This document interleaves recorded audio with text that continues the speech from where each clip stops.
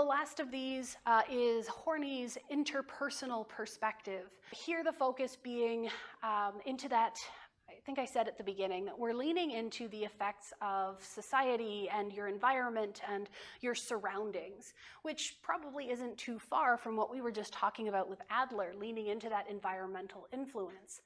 But focusing on things like social security, so a sense of feeling safe and loved in your relationships with others. So within your society, do you feel safe and supported and comfortable? Do you have high quality relationships? And seeking out these high quality relationships can be a motivating force that would drive our behaviors. So if you're trying to find people who like you, you might adjust your actions consciously or unconsciously to make yourself more appealing to those you want to be interacting with. And we can look at things like basic anxiety, where you have these feelings of anxiety, you feel uncomfortable because you lack all of those things that you are pushing towards obtaining, things like love and power and safety in a relationship. Here, power being something like autonomy, the idea that you can do things on your own, you can say things, and your actions have meaning, so you can take control. We also see basic hostility, which is sometimes when you have that insecurity where you don't meet all of those needs, people can lash out because of that lack. So it could be that you feel sort of scared, or it could be that you lash out, or some combination of the two.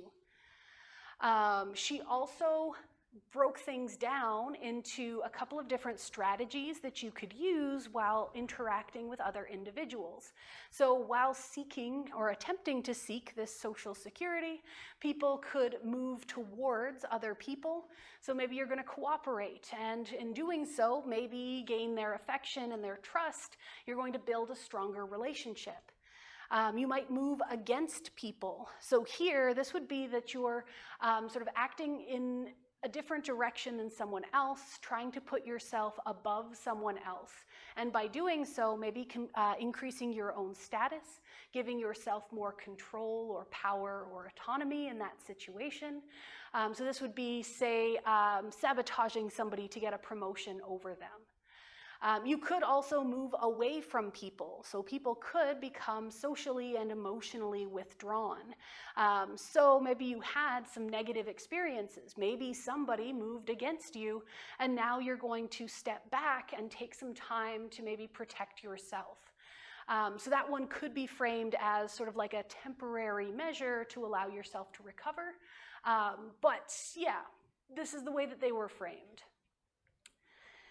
And of course, if we want to critically think about these, kind of touched on some of the limitations. For our pros, we see Jung's emphasis on the unconscious, and specifically not necessarily the unconscious only as it relates to sex and aggression, was definitely a move forward. We've continued to acknowledge that our unconscious, things we're not actively aware of, can definitely influence our behavior. So continuing that method of study and a different way of framing it was definitely beneficial. Both Adler and Horny ended up expanding our emphasis on our importance of that social aspect. So it's not just this person and what happened to them in the past, it's also the relationships, the culture, the people around them that can definitely affect how we grow and behave in terms of long-term patterns. Of course, our limitations, we go back to, again, that idea of these theories are very vague and very hard to frame in a way that is testable. We don't end up with ways that we could get evidence for or against.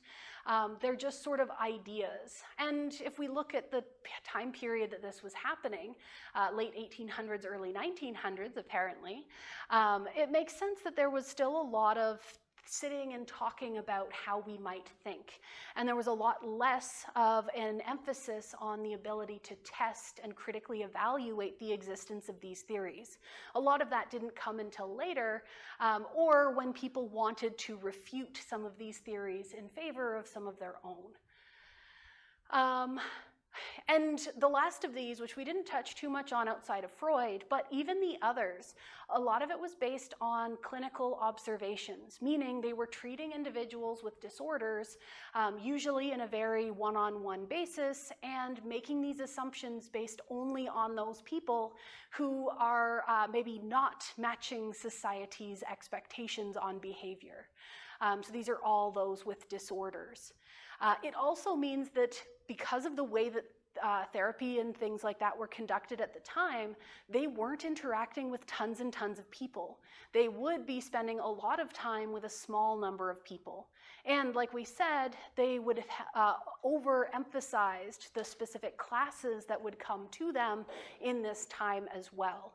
So there's a lot of potential for bias on top of that inability to quantify and test any of these theories. So I think the reason we start there, and I always come back to we have to start here because it's a very abstract and sometimes absurd series of theories, and everything that comes afterwards is sort of refining and changing and getting a little bit closer to what we look at nowadays when we're trying to describe personalities.